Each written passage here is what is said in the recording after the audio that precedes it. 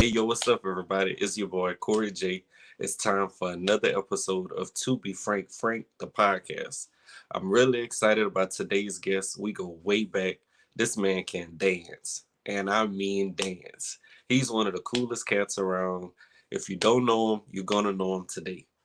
And I'm not even going to keep you in suspense any longer. I'm going to go ahead and bring my boy out.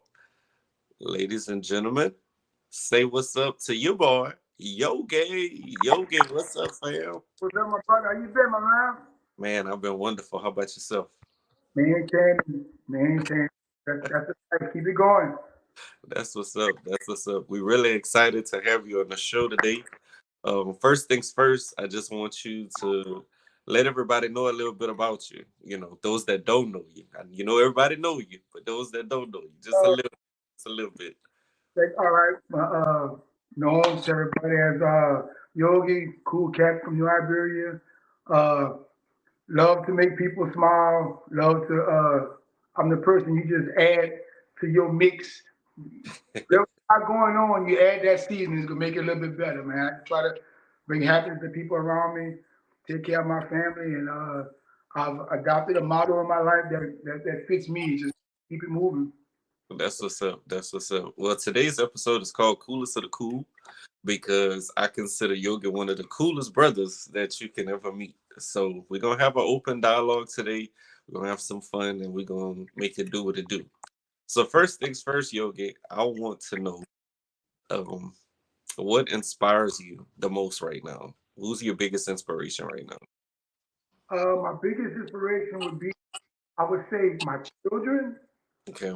but one child in particular would be my oldest son. It seems like I've always heard that God has a sense of humor per se, Yeah. and like his life at 24, his life has been mimicking my life since 17. Okay. Maybe one or two things off, but other than that, everything I've been through, everything that I've gone through, he's dealing with now. And the inspiration of knowing that I have those stories and have those memories that I can tell him. So you never want to deter somebody from the road and let you know it's the wrong road. Right. Uh, Being blessed to be able to see the bumps on that road and let him know how to get over them or how to prepare for them. That's been amazing to have that. And outside of that, like my family, my wife, my like I have other kids. I have some bonus kids. Like everything is just that and be able to put smiles on their face. I actually made a post about that today on Facebook, man. I don't know why I'm wired like that, but I find more joy in putting smiles on other people's faces than my own. So That's what's up. So, as y'all know, Yogi has a big heart. You can tell all in his voice. You hear all in his voice. Yogi is one of the most nurturing men that you know. Let's talk a little bit more about your son. Your son got moves, just like you got moves. Where these moves come from? When you first started dancing? Let's talk about when Yogi first started dancing. Take us back to that moment when you first started dancing. first started dancing, I was in maybe the seventh grade. Okay. Uh, I was blessed to meet a guy by the name of Harold Williams. They called him Squirrel. Okay. I Okay. hear Liberia. He was like the ladies' man. Everybody loved him. Slender kid that can dance. And here it is, I'm this chubby, chubby big kid with glasses. And at school, and I was dancing in the corner because I was kind of shy. I didn't want anybody to see me because of, my thought of myself was like I'm a chubby kid. Ain't nobody want to see Yeah. me dance. This was back in the days where the fat boys were in, so I could Okay. see one of those dudes, be Yeah. boxing. Yeah. And I was approached by him, say, "Man, you want to make a routine?" I was like, cool, let's do it." Let's do it. I've been moving ever since, man. That's what's up. So tell us about your favorite musicians growing up to dance to. You know, we've noticed now in that with into this whole TikTok era where everything is TikTok this, TikTok that. But a lot of times folks don't look back at the music culture, you know, how music has progressed and how dancing has progressed. Bring us back to those certain musicians that you couldn't get enough of dancing to back then. Right. Well, of course, growing up, everybody would say like the MC Hammers and people like that. My favorite, uh, my favorite was a guy by the name of Kwame. Okay, Kwame had a song called "Only You," okay, and uh, the dances in the video were some of the dances that were with Kid and Play at the time, and gotcha. and I used to watch that like I literally would watch that over and over and over, staying up late watching the jukebox and just watching people dance. And my father was a musician. He used to play drums for Etta James, and he was around and watching him dance. And he was the drum major from the famous school out here, Jordan High, and watching him dance all my life. And I always thought, I wonder if I could move like that. So when I finally got it through him, through like I said, Kwame, Ken Play, Hammer, and when I realized that I could mimic the moves, but then I realized that adding your own sauce to it, Come on. like always, would help out. And it helped me out through college with with Phi Beta Sigma. Like I like to tell people, Stomp the Yard came out like 2002, something like Uh, that. yeah, But yeah. that was my fraternity in a nutshell in the Okay, '90s. We were doing that, and people okay. didn't understand like why y'all dancing. I thought it was stepping, and Yeah. we kept it all together. Transition 10, 20 years. I got to meet a guy by the name of Bryson Bernard, Cupid. Okay, I got to okay. travel with him, dancing with him, and everything. Just add, they had like the perfect blend. He got Yeah, the best producer. They have Jay Smooth, the best choreographer, and I just able to add like that cherry on the top. yeah, yeah.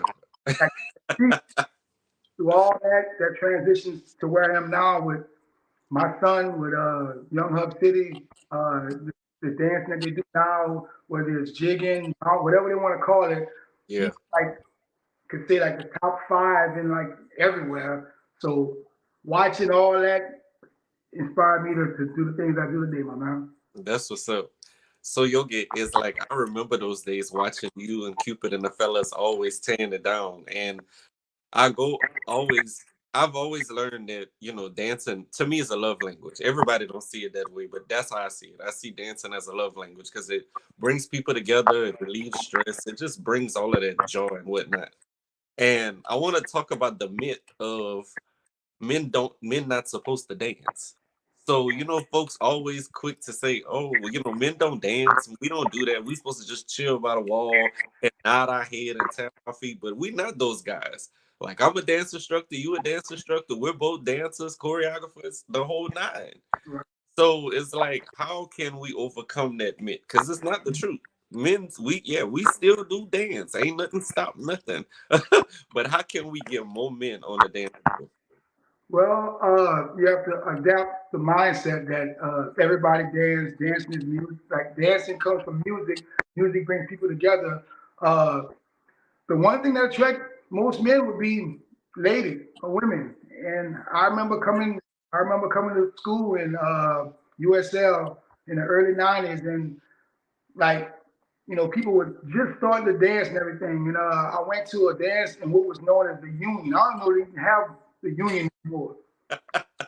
Went to the Union, and here it is. They had about these 14, 15 cats from New Orleans came in with these white T-shirts and Yeah, kept pants, and yeah, yeah, they doing the Jubilee all, and yeah, and all the attention went from everything else to watching these men dance. yeah. I was like, oh no, I have to have a part of that. I, and it's a mindset. Right. Some people in their mindset, well, it's not masculine or this and that. Man, dance transcends the world. It brings the It world. does. It gives you a chance to release, and when you get in your mind, like I have, like I can. I mean, I'll dance at your wedding. I'll dance at your funeral. I'll dance at your, like it's just a way to release your own positive energy, and there's nothing like it, man. I was 273 pounds. Like I always say 275, but I was 270, What? the biggest in my life. I stand Wow. 204 pounds right now, and literally Wow.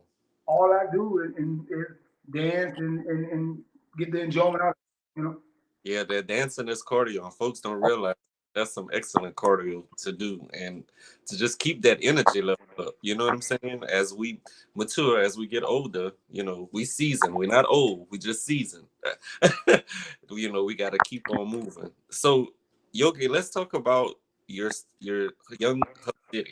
Like, they are booming, and the latest single, Mr. Weatherall, like, has gone viral already, and we know the track is about the man himself, the mogul himself, John Weatherall. We love us some John. John always capture those moments. Tell us about this dance craze. Like, it is a thing. These people are on it, and I know you all up in it. So tell us about that. Like, motivation, inspiration, the whole nine. Uh, well, Young Hub City has transitioned themselves from a group of two to a group of four to a group of three and a group of two, and Okay. the base of it is my son and my daughter, J. Rock and Beasley. Uh, Okay. through the years, transitions from Fat to Duke to Sal, and now J. Rock does a lot of stuff his own. Um, that group per se has their own story, which one day maybe he can tell you. But as Got far as Mr. Weatherall craze, uh, it was an idea maybe 2 years ago. DJ Sal, shout out to our producer Sal from Louisville. He said, okay. "Yo, have you ever seen this video?" And he showed me like a video of John Weatherall. I said, "Well, yeah, man, I know John from the city. He's quiet. Yeah. Like if you can get John to talk, you've done something because he's a very shy Yeah. man." He is very mild. Yes. He said, "I have this idea that I think a work." He said because people love to dance, people love Mhm. to show off for a camera. But he said when it comes down to Louisiana, in this Yeah. case, it's only one camera that you really have to show off for because this man has the potential to take you from dancing in your backyard to on everybody's laptops and Right. cell phones all over the world. And it Right. was Right.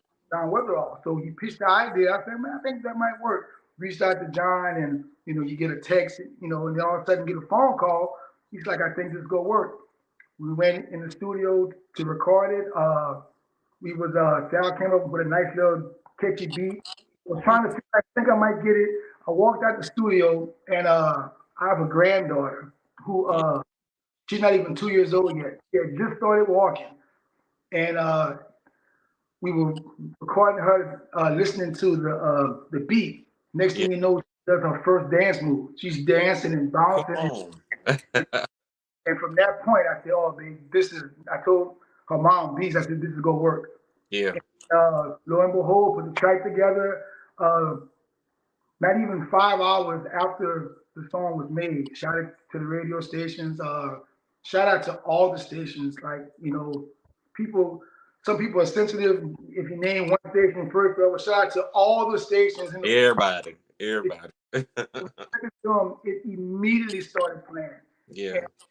it was maybe like 3 weeks before Mardi Gras, and because it's not even a Mardi Gras song, but 3 weeks Right. before Mardi Gras. And when I tell you, man, like we're up there to almost 200,000 streams, like just That's moving and amazing. moving. And John is like he's doing this thing. One of the most famous videos he made is this little guy, this little kid jumped over the railing and had like how they shake the boobies in the Yeah. audience. The little He guy, the Campbell. was dancing and Yeah. dancing the song. And last I checked, the video has like 30 something million views. That's amazing. I mean, That's amazing. it's it's amazing, and it's not even here it is. It's not even 5 months old. Right. Not So not even close. Not even a year. right. So all we can do is just take it and keep growing on it, keep adding. Like I said, we try to, like I spoke earlier, of that perfect cake. We try to like build that cake to where it can just grow and give everybody a piece of it. Let them know what Young Hub City can do. That's what's up. So Yogi is a known fact that you are the one to keep dancing cool. So it's nowhere close where dancing is about to go out of style. One of the things that I want to point out is the bot shop. You are doing your thing with your the students. It's so inclusive, constantly evolving, constantly growing. Tell us about your motivation with the bot shop. I appreciate that, man. The bike shop, I wanted to make a place where no judgment zone. That's Okay. like the motto. Like, well, our motto is "I bet you sweat," but I wanted to come up with something with no judgment zone, where people from all nationalities, all backgrounds, whether you weight, you're skinny, whatever you see yourself, you come into a place and Yeah. you can listen to music and through dancing and cardio and like I just take everything together, man, from R&B, Dottie Cole, country. You know, we have some Mark Wallen in there. Like you Come put it on, get it. together, and I added my sauce to it. But then J Rock, he's very very creative. Like I mean, he probably makes up 80, 85% of things that we do, and Gotcha. it's been working for right at 5 years now. At first, it was Oh, it was that's good. Bob Fitness, so we Okay. would go from gym to gym and do it. But for the last 2 years, we've been having our own place where people come. Start off as 3 days a week. The fortnight like 5 days a week, and they Yeah. come and it's I the only thing I can compare it to is when you go to like these trail rides or Hmm. or whatever, and like everybody know, when you go places and you have your traditional line dances or your traditional dances people Right. do, even if it's cardio, but when it's like going somewhere and seeing something like, oh man, I have to try that, and it's like it's caught fire, and I pray to God that it's here because the mindset of it was to start something that 5, 10 years, it's been 5, but 10 years from now, that Uh-huh. hopefully I can always have the energy like my daddy. Shout out Mr. Bucket. I Come love on. you. Always have that energy where he sit.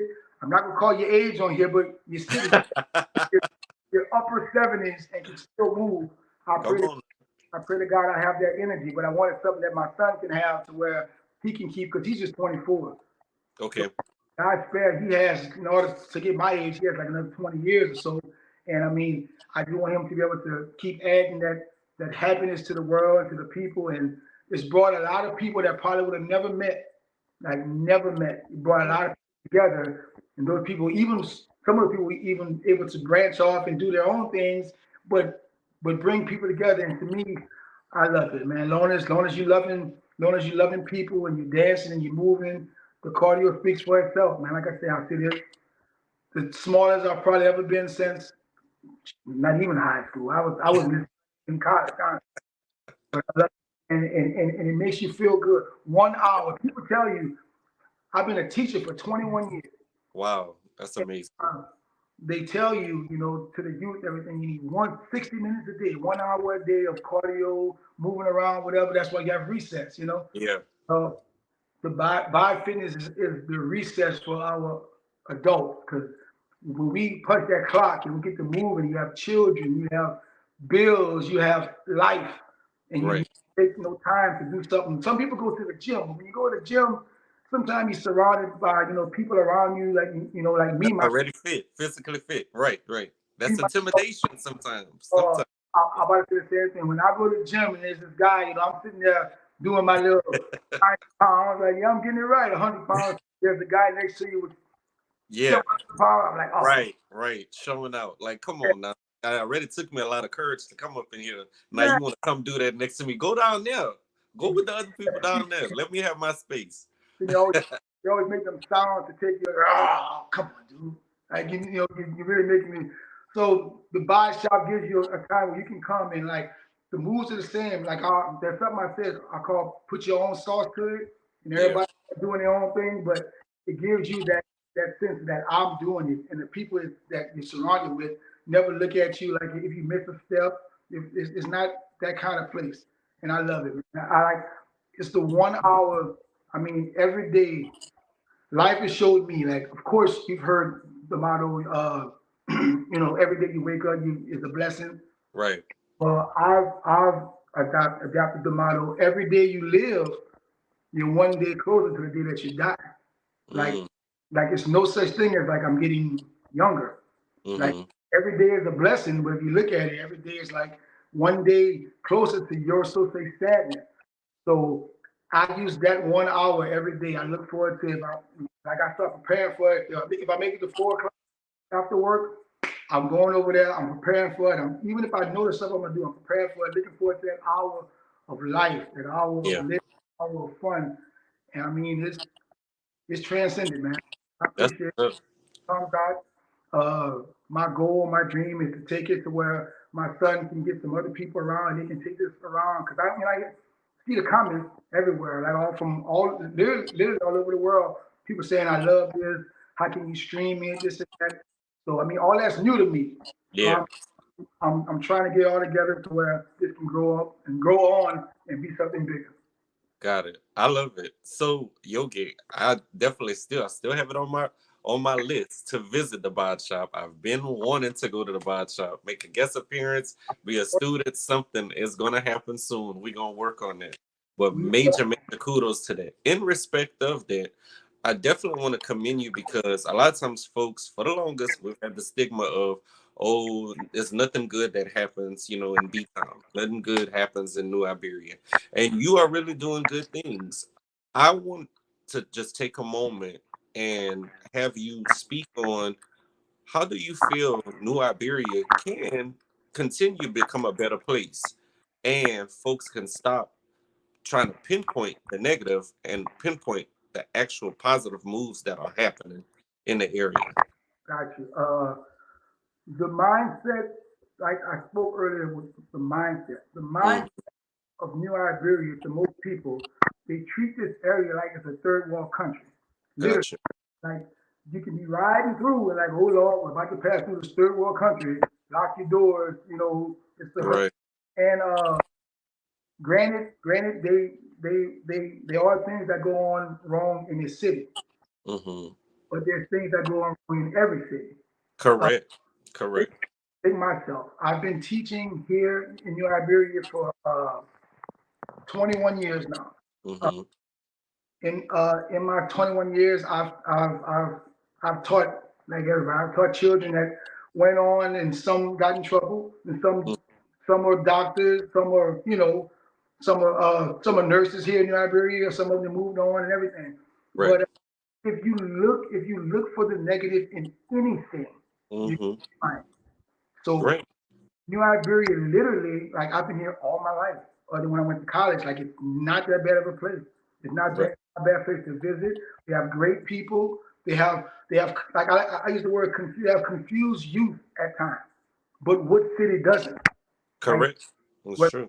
not to call like no other cities. You can say New Orleans. People say, oh, New Orleans is the greatest place to visit. I've seen more bad things happen in New Orleans than I did in New Iberia. You know, Right. Baton Rouge, I love, man. It's nothing like BR. Go over there.